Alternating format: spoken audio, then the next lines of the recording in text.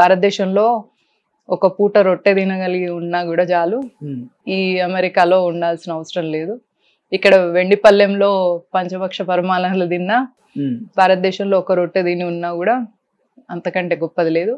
అసలు ఫస్ట్ ఒక హిందూగా పుట్టడం అదృష్టం, అందులో భారతదేశంలో పుట్టడం ఇంకా అదృష్టం అని ఐ రియలైజ్డ్. బీజేపీని ఎందుకు చూస్ చేసుకున్నారు అని అంటే?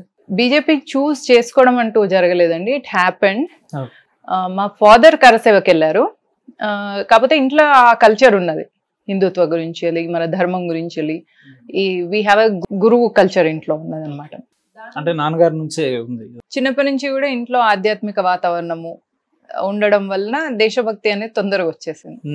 అలా మోదీజీ ఆయన బిహేవియర్, ఆయన యుఎస్ వచ్చినప్పుడు ఆయన ముందు లీడ్ చేస్తున్నట్టు అనిపించింది. అప్పుడు ప్రైడ్గా అనిపించింది, అరే నేను ఇంత గొప్ప కల్చర్ నుంచి, ఇంత గొప్ప దేశం నుంచి వెళ్ళి ఇక్కడికి వచ్చిందా, నేను వెళ్ళిపోవాలి, ఇడు ఉండొద్దు.